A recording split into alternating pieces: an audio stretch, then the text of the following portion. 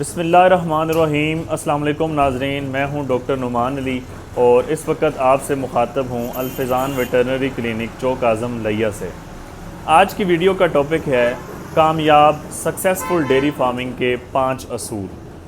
अब dairy farming में कामयाब होने के लिए चूँकि बहुत बड़ी फील्ड है, बहुत ज़्यादा चीज़ें मैटर करती हैं, लेकिन आज की वीडियो में हम सिर्फ ख़ास 5 चीज़ें डिस्कस करेंगे। सबसे पहली चीज़ जो कि अक्सर फार्मर या किसान गलती करता है वो करता है डिवर्मिंग के हवाले से। बहुत लोगों का ये कंसेप्ट है कि डिवर्मिंग नहीं करवानी चाहिए और बहुत लोग इसे गलत तरीके से करवा रहे होते हैं, जबकि जो पेट के कीड़े हैं सबसे पहले जो है वो इसका पैमाना ये है कि गोबर का टेस्ट करवाया जाए, जिस तरह ये माइक्रोस्कोप मौजूद है। अब इसके ज़रिए हम चेक करते हैं कि जो पेट के कीड़े हैं वो कौन सी किस्म के हैं और उसके लिए ख़ास तौर पे ख़ास दवाई का इस्तेमाल किया जाए। अगर ये भी नहीं होता, कुछ दूसरे रूल्स के तहत मेडिसिन का इस्तेमाल करवाया जाता है, तो उसमें ये होता है कि कम्बिनेशन में करवाया जाए। जैसे निल्ज़ान प्लस के नाम से पाकिस्तान में अवेलेबल है, पंच के नाम से है, थंडर के नाम से है। तो ये जो मैंने नाम लिए हैं ये तकरीबन कम्बिनेशन 2-2, 3-3 साल्ट कम्बिनेशन में मौजूद हैं और किसी में आइवरमेक्टिन भी मौजूद है जो जिल्द के जो हैं हशरात, कीड़े मकोड़े, चिचड़ वगैरह, एक्टोपैरासाइट्स, उनके लिए यूज़ किया जाता है। ना सिर्फ ये बाहर वाले कीड़ों के लिए होता है बल्कि जो अंदर कुछ किस्म के कीड़े हैं उनके लिए भी आइवरमेक्टिन अच्छा इफ़ेक्ट करता है। अच्छा, एक तो ये हो गया इसका रूल कि इसको हमें कम्बिनेशन में यूज़ करना चाहिए। दूसरे नंबर पे लोग फिर इस तरह के कई सवाल पूछते हैं कि प्रेग्नेंट जानवर को करना चाहिए या नहीं करना चाहिए, जो ज़्यादा दूध देने वाला जानवर है उसको करना चाहिए या नहीं करना चाहिए, काफ जो छोटा बछड़ा है उसको करना चाहिए या नहीं करना चाहिए, क्योंकि इसकी बहुत ज़्यादा अहमियत है डेयरी फार्मिंग के अंदर डिवर्मिंग की। चूँकि अगर पेट के अंदर कीड़े रहेंगे मुसलसल तो जानवर ना अपनी सेहत को मेंटेन कर सकेगा, फिर आपका ये भी इशू आएगा कि जानवर दूध की प्रोडक्शन को कम कर जाएगा। तीसरे नंबर पे ये इशू आएगा कि जानवर अपने टाइम पे हीट पे नहीं आएगा, कमज़ोर होने की वजह से। हीट पे आएगा तो क्रॉस करवाएंगे या टीका रखवाएंगे तो उससे फिर जानवर प्रेग्नेंट नहीं होगा, सिर्फ कमज़ोरी होने की वजह से, क्योंकि जो पेट के कीड़े हैं वो खून चूसते हैं जानवर का और जो ताकत जानवर को लगनी होती है वो नहीं लग सकती। तो इसलिए डिवर्मिंग के हवाले से आपको ख़ास ध्यान रखना चाहिए। इस टॉपिक पे मैंने एक स्पेशल वीडियो बनाई हुई है ख़ास, उसका लिंक इंशाल्लाह इस वीडियो की डिस्क्रिप्शन में डाल दूँगा। तो जो लोग डिवर्मिंग पे कंप्लीट नॉलेज हासिल करना चाहते हैं अपने जानवरों की खातिर, तो वो वीडियो भी देख सकते हैं। दूसरे नंबर पे जो इसका पॉइंट है वो ये है आज का वैक्सीनेशन। जितनी मर्ज़ी जानवरों की खिदमत कर लें, जितना मर्ज़ी उन पर इन्वेस्टमेंट कर लें, जितनी मर्ज़ी मिल्क प्रोडक्शन बढ़ा लें, लेकिन अगर साल में आपके फार्म पे एक वायरल बीमारी ने भी हमला कर दिया तो उससे आपका जो पूरे साल का मुनाफा है वो यकदम चंद ही दिनों के अंदर डाउन हो सकता है, अगर आपका 1, 2 या 3 जानवर की डेथ हो जाती है वायरल बीमारी की वजह से। क्योंकि वायरल बीमारी का इलाज होता नहीं है जो प्रॉपर इलाज है, लेकिन हम जो स्पोर्टिव ट्रीटमेंट है वो जानवर का करते हैं ताकि जानवर की सेहत को हम बहाल रख सकें। ये मैं बात कर रहा हूँ स्मॉल डेयरी फार्मिंग की, जो लोग हम आम तौर पे गांव में 10, 15, 20 जानवर के साथ करते हैं। तो अगर साल में हमारा 1 या 2 जानवर या 1 या 2 बछड़ा गाय अबार्शन कर जाए या बच्चे की डेथ हो जाए पैदाइश के वक्त, तो हमारा जो 1 साल का मुनाफा होता है वो 1 साल मज़ीद पीछे चला जाता है। तो इसलिए जितनी भी वायरल बीमारियों की वैक्सीनेशन हैं जो आपके इलाके में ज़्यादातर फैली हुई हैं, जो अक्सर हर साल आती हैं, उनकी आपको वैक्सीन ज़रूर करवानी चाहिए। फॉर एग्ज़ाम्पल जिस तरह पाकिस्तान के अंदर FMD मुँह खुर की बीमारी है बहुत ज़्यादा फैली हुई है, तो इसकी वैक्सीन ज़रूर करवानी चाहिए। बछड़ों के अंदर, बकरियों के अंदर एंटीरोटॉक्सीमिया की वजह से बहुत ज़्यादा अमवात होती हैं, इसकी वैक्सीन करवानी चाहिए। उसके बाद HS हेमरेजिक सेप्टिसीमिया, जिसे फार्मर की ज़बान में कहें उर्दू में गल घोटू, तो इसकी वैक्सीन भी ज़रूर करवानी चाहिए। इसकी वजह से भी जानवरों की बहुत ज़्यादा अमवात हमारे सामने आती हैं। तो वैक्सीन के हवाले से प्रॉपर नॉलेज होना और बर वक्त वैक्सीन करवाना, ये डेयरी फार्मिंग की जो बैकबोन है। उसके बाद तीसरे नंबर पे आज का जो पॉइंट है वो ये है, जितना जानवर को अच्छा खिलाएंगे, जितनी जानवर की खुराक अच्छी होगी उतनी जानवर की सेहत अच्छी होगी और उतनी ज़्यादा जानवर प्रोडक्शन देगा। अब इसमें ये होता है कि कुछ लोग क्या करते हैं, वक्त के साथ साथ चारा तब्दील करते रहते हैं। उन्होंने पार्ट टाइम के लिए रखा होता है, तो आए दिन चारा चेंज, तो बार बार चारा चेंज करने की वजह से जानवर के जिस्म के अंदर जो माइक्रो ऑर्गेनिज़म्स, जो जरासीम मौजूद होते हैं खुराक को हज़म करने के लिए, चूँकि वो जब हम नया चारा देते हैं तो उसके लिए वो जरासीम मौजूद नहीं होते, उसको बनने में कुछ टाइम लगता है। तो अगर हम फ़ौरन चारा बार बार चेंज करेंगे तो वो जो जरासीम जिन्होंने खुराक को हज़म करना है और जिस्म का हिस्सा बनाना है, वो जरासीम मौजूद नहीं है, तो उसकी वजह से वो इनडाइजेशन, हाजमे के मसाइल पैदा होंगे और जानवर इससे कमज़ोर होगा। एक तो पहला रूल ये है कि बार बार आप चारा चेंज ना करें, एक ही बार सिलेक्ट कर लें कि कौन सा चारा आपने पूरे साल के लिए, कम से कम 6-7 महीने के लिए आपने अपने जानवरों को मुहैया करना है। उसके बाद आपको पता होना चाहिए कि हमारे जानवर की बॉडी की ज़रूरत क्या है, ठीक है। एक ही चीज़, फॉर एग्ज़ाम्पल कोई सब्ज़ चारा, सिर्फ सब्ज़ चारा कारआमद नहीं है, खुश्क चारा भी साथ होना चाहिए।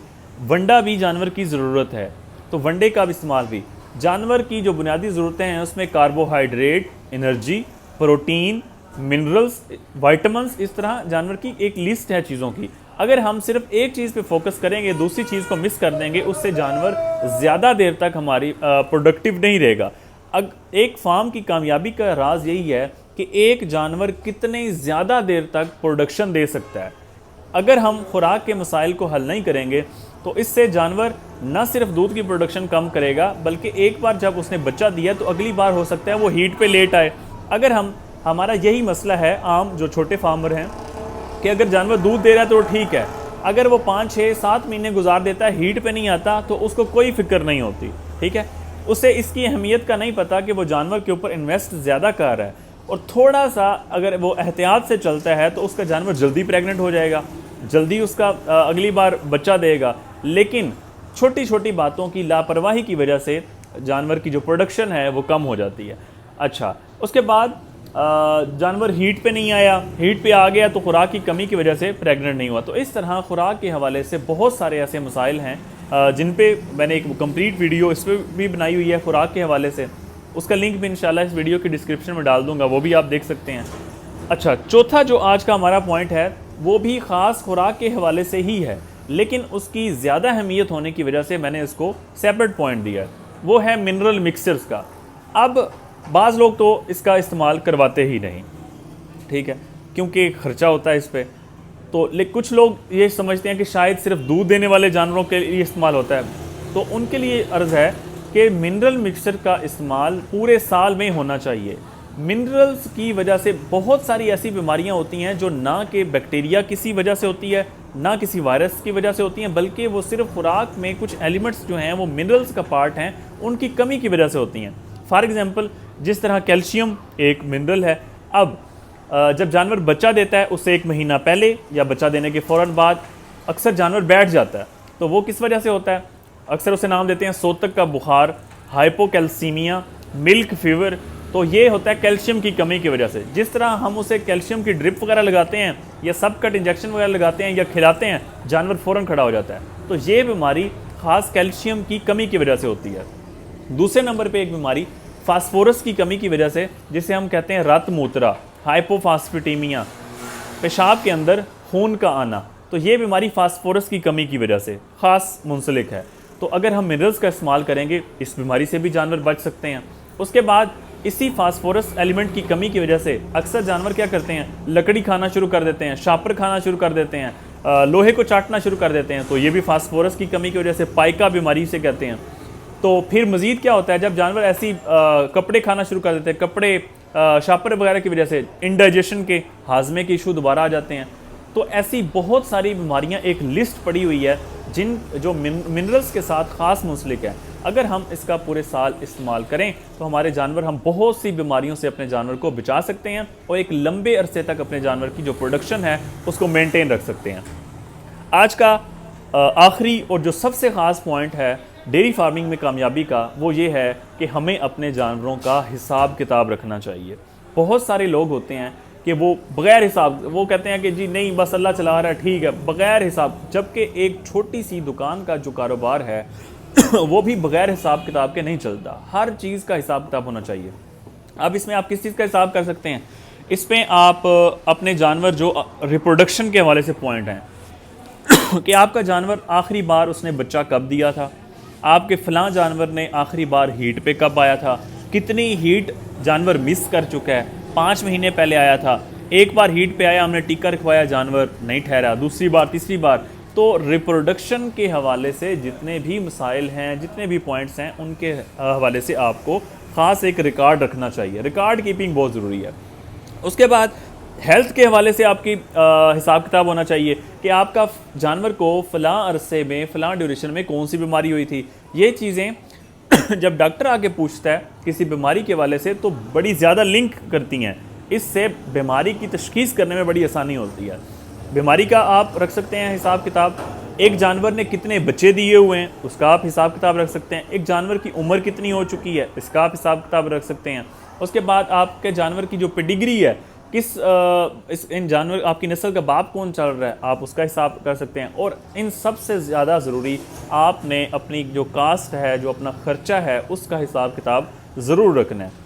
कहीं ऐसा तो नहीं हो रहा कि आप जो 2, 4, 5 किलो दूध ले रहे हैं, ठीक है, और इससे कहीं ज़्यादा आप उन जानवरों पे ख़र्चा कर रहे हैं, बजाय इसके कि आपको कोई मुनाफा हो, आप लास्ट पे लास्ट दर लास्ट किए जा रहे हैं। तो इसलिए डेयरी फार्मिंग के अंदर या कोई भी बिज़नेस हो, उसमें आपका हिसाब किताब रखना बहुत ज़रूरी है ताकि आपको प्रॉफिट और लॉस का पता चले। अगर एक बिज़नेस फ़ायदा ही नहीं दे रहा, प्रॉफिट ही नहीं दे रहा, तो उस बिज़नेस का क्या फ़ायदा। अगर आप शो कर रहे हैं तो ये अलग बात है। ये थी जी आज की हमारी वीडियो, जिसमें 5 टिप्स दी हैं आपको सक्सेसफुल डेयरी फार्मिंग की। उम्मीद करता हूँ कि आपको सारी बातें समझ आ गई होंगी।